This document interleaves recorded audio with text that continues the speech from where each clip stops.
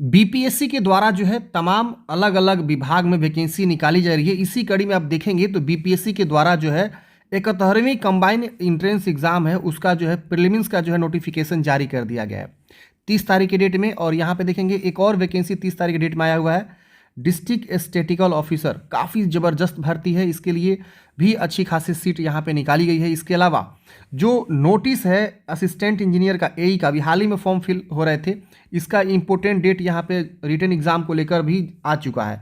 तो काफ़ी जोर शोर से जो है बीपीएससी के द्वारा बहाली यहाँ पे निकाली गई है अलग अलग विभागों के द्वारा।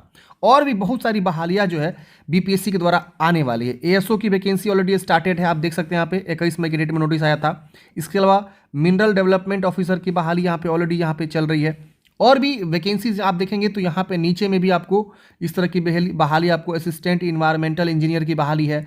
इसके अलावा पब्लिक रिलेशन ऑफिसर की बहाली है। Bihar state pollution control board के अंतर्गत जो है लॉ ऑफिसर की बहाली है। तो तमाम वैकेंसीज जो है बिहार सरकार के द्वारा जो है अलग अलग डिपार्टमेंट वाइज जो है निकाली जा रही है। तो आप लोग फॉर्म जरूर भरिए अगर आप एलिजिबल हैं तो। ये देखिए जूनियर लेबोरेटरी असिस्टेंट की बहाली ऑलरेडी चल रही है। तो तमाम बहालियाँ जो है बिहार सरकार के द्वारा जो है यहाँ पे चलाई जा रही है। आप यहाँ देख सकते हैं असिस्टेंट सेक्शन ऑफिसर, एएसओ और मिनरल डेवलपमेंट ऑफिसर, ये सब भी काफ़ी शानदार वैकेंसी है। अगर आप फॉर्म भरना चाहते हैं तो इन सब वैकेंसी का फॉर्म जरूर भरिए। इसके अलावा 71वीं जो बीपीएससी का प्री एग्जाम का नोटिफिकेशन है वो भी यहाँ पे देखेंगे तो जारी कर दिया गया। 1200 से ज़्यादा पदों पे बम्पर भर्ती जो है इस बार भी निकाली गई है। हो सकता है सीट बढ़ भी जाए आगे चल के। तो चलिए समझते हैं इस भर्ती की पूरी इन्फॉर्मेशन के बारे में। और आपको बता दूं वीडियो में स्टार्ट होने से पहले कि अगर आप इस सब की तैयारी करना चाहते हैं तो पटना का एक काफ़ी शानदार इंस्टीट्यूट है पार्थ सिविल सर्विसेज। जी हाँ दोस्तों, 71वीं बीपीएससी का अगर आप तैयारी करना चाहते हैं पीटी कम मेंस के लिए तो काफ़ी शानदार है। बाइलिंगुअल बैच है, हिंदी इंग्लिश दोनों में पढ़ाया जाएगा और ऑनलाइन ऑफलाइन दोनों में ही आपका यहाँ पे जो है सुविधा है। अगर आप ऑफलाइन पढ़ना चाहते हैं, पटना में है तो आप ऑफलाइन जाके पढ़ सकते हैं और ऑनलाइन तो आप देख ही सकते हैं इनके मोबाइल एप्लीकेशन पे। वीकली ऑब्जेक्टिव टेस्ट आपको मिलेगा, 100 MCQ वीकली यहाँ पे टेस्ट का भी पूरा व्यवस्था किया गया है। 4 जून से इसका बैच स्टार्ट हो रहा है। सुबह 8:15 से लेकर 11:45 तक आपका रेगुलर बैच चलेगा। टेलीग्राम से इनके जुड़िए, पार्थ सिविल सर्विसेज के नाम से टेलीग्राम है। इसके अलावा इनका मोबाइल एप्लीकेशन है Parth civil services. Kumar Priyank sir जो है काफ़ी बेहतरीन टीचर हैं और आप में से बहुत से ऐसे लोग हैं जो जरूर पढ़े भी होंगे बिहार सिविल कोर्ट क्लर्क का या डिपोजिशन राइटर का, स्टेनोग्राफर के लिए काफ़ी बढ़िया पढ़ाते हैं। बीपीएससी के लिए भी बहुत ही बढ़िया टीचर हैं। आप इनका मोबाइल ऐप कहाँ से डाउनलोड करेंगे तो मैं वो भी बता देता हूँ। आप प्ले स्टोर में जाएंगे, सर्च करना है आपको क्या, पार्थ सिविल सर्विसेज। ये इनका एप्लीकेशन देखिए आ जाएगा। 5000+ डाउनलोड्स है, आपको ये वाला एप्लीकेशन डाउनलोड करना है। लिंक आपको मैंने डिस्क्रिप्शन बॉक्स में प्रोवाइड कर दिया है।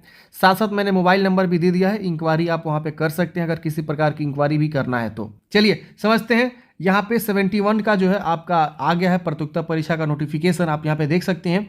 अलग अलग पद हैं और आप देखेंगे तो अनुमंडल पदाधिकारी वर्य उप समाहर्ता बिहार प्रशासनिक सेवा लेवल 9 की सैलरी वाली 100 वैकेंसी यहाँ पे आई हुई है इस बार। महिलाओं के लिए 34 को सीट रिजर्व है, 100 में से 34 को, क्योंकि 35% रिजर्व होता है। और इसके बाद यहाँ देखेंगे अवर निबंधक, संयुक्त अवर निबंधक मद निषेध उत्पादक विभाग में 3 बहाली है। इसके बाद से श्रम अधीक्षक के 10 बहाली हैं। ईंख पदाधिकारी के 17 बहाली हैं। इस तरह से राजस्व अधिकारी एवं समकक्ष के 45 बहाली हैं। प्रखंड पंचायत राज पदाधिकारी के 22 बहाली है। और सहकारिता प्रसार पदाधिकारी सहकारिता विभाग के अंतर्गत 502 पद है। इस बार सबसे ज़्यादा वैकेंसी आप देखेंगे तो यहाँ पे आपको जो है लेवल 7 की सैलरी वाली पे काफ़ी बढ़िया है। प्रखंड अनुसूचित जाति अनुसूचित जनजाति कल्याण पदाधिकारी के लिए 13 वैकेंसी है और प्रखंड अल्पसंख्यक कल्याण पदाधिकारी के 459 बहाली है। इस तरह से टोटल जो है आप देखेंगे तो 1171 पदों पे आपकी बहाली इस बार निकाली गई, जिसमें से 392 पद महिलाओं के लिए यहाँ पे रिजर्व किया गया है।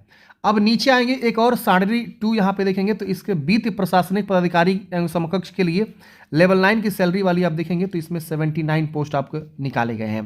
तो साडरी 2 2 टेबल दिया गया है, दोनों टेबल को मिला के टोटल वैकेंसी लगभग 1200 से ज़्यादा आपकी यहाँ पे निकाली गई है। अब इसमें देखेंगे 71वीं संयुक्त प्रतियोगिता परीक्षा के लिए आपको शैक्षणिक योग्यता जो है स्नातक होना चाहिए किसी भी विषय से आपने स्नातक कंप्लीट किया हो तो आप इसके लिए फॉर्म अप्लाई कर सकते हैं, कोई दिक्कत नहीं है। और अगर आप वित्तीय प्रशासनिक पदाधिकारी एवं समकक्ष, मतलब ये वाली जो बहाली है जिसमें आपके 79 पोस्ट है, इसके लिए जो क्वालिफिकेशन है वो बोला गया है कि किसी मान्यता प्राप्त विश्वविद्यालय से अपने वाणिज्य, अर्थशास्त्र, गणित या सांख्यिकी में से किसी एक विषय से स्नातक डिग्री अगर आपने प्राप्त किया हुआ है तो आप इस भर्ती के लिए फॉर्म को अप्लाई कर, मतलब कॉमर्स, इकोनॉमिक्स, मैथमेटिक्स, सांख्यिकी, तो इसमें से कोई आपका होना चाहिए। किसी भी एक विषय से आप जो है स्नातक किए हों इस वाले पद के लिए स्पेशली। लेकिन बाकी के जो ऊपर वाली बहाली जिसमें 1171 पद है, इसके लिए सिर्फ और सिर्फ आपको क्या चाहिए, तो सिर्फ और सिर्फ आपको ग्रेजुएशन चाहिए। किसी भी विषय से आपने ग्रेजुएशन किया हुआ है या उसके समतुल्य कोई आपने ग्रेजुएशन वाली उपाधि ली हुई है तो आप फॉर्म को अप्लाई कर सकते हैं, कोई दिक्कत नहीं होने वाला है। मेन इंपॉर्टेंट पॉइंट, फॉर्म भरने से पहले आप अपना अगर SC/ST हैं तो जाति प्रमाण पत्र और मूल निवास प्रमाण पत्र जरूर बना लेंगे।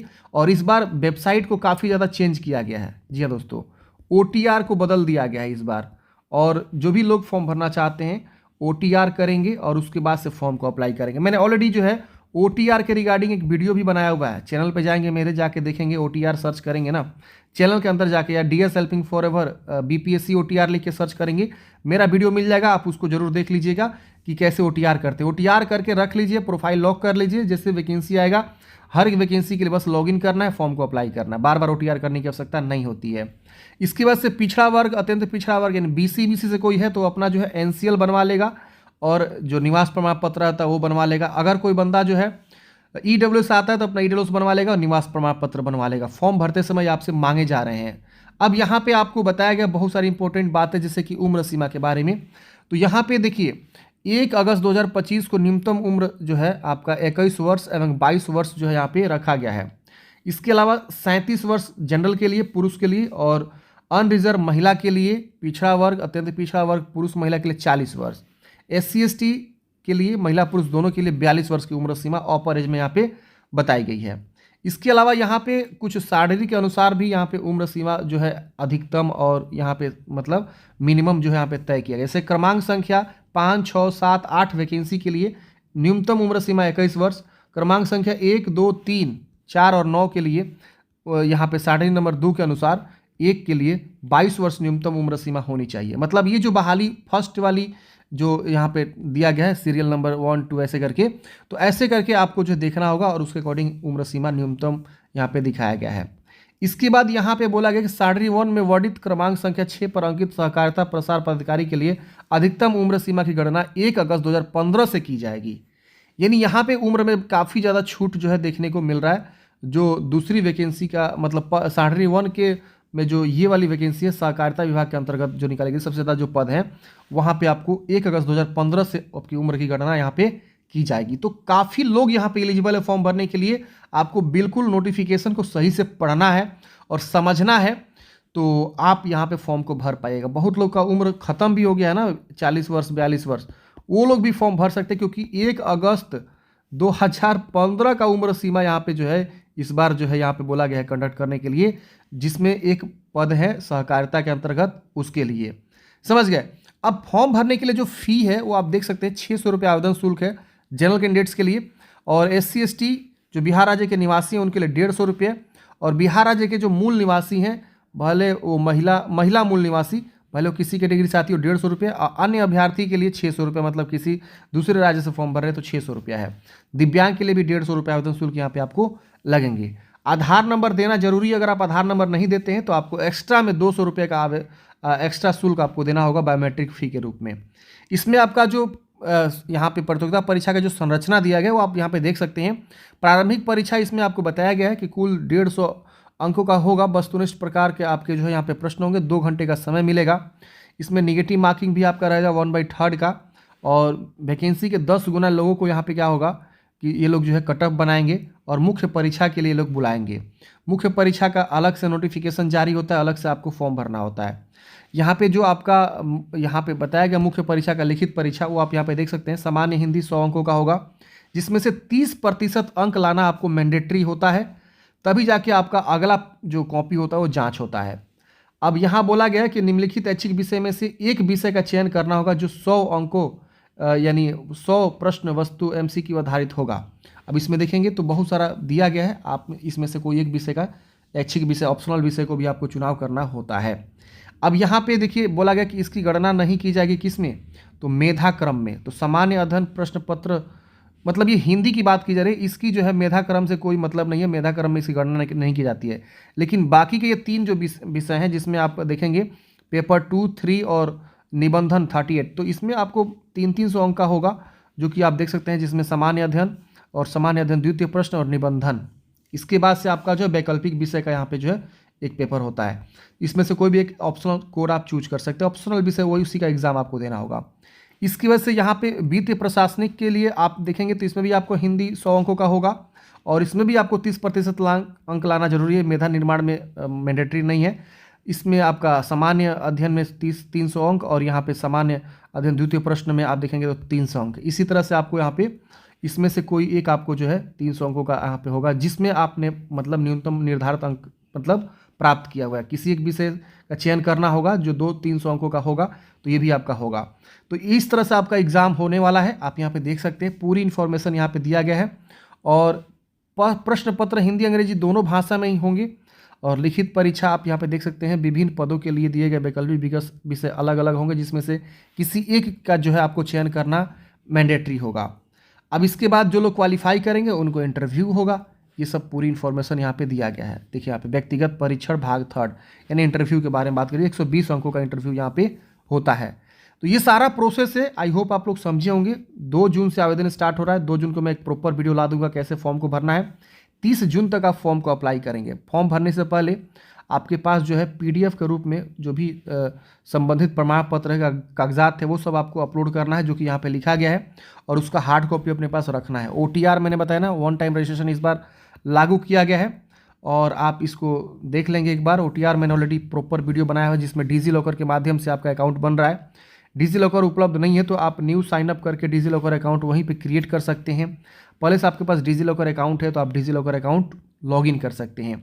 उसमें अपना पर्सनल जानकारी, address, other information, qualification, experience, photo, signature upload करना, ये सारा चीज़ आप OTR में कर लेते हैं।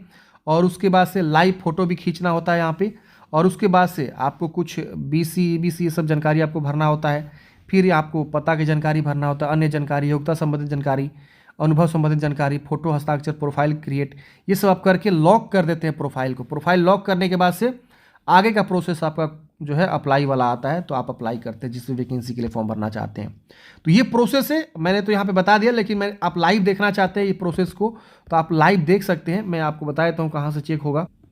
यूट्यूब पे जाएंगे, सर्च करेंगे DS हेल्पिंग फॉरएवर, ये वाली आपको चैनल मिलेगा, आप सबको पता है।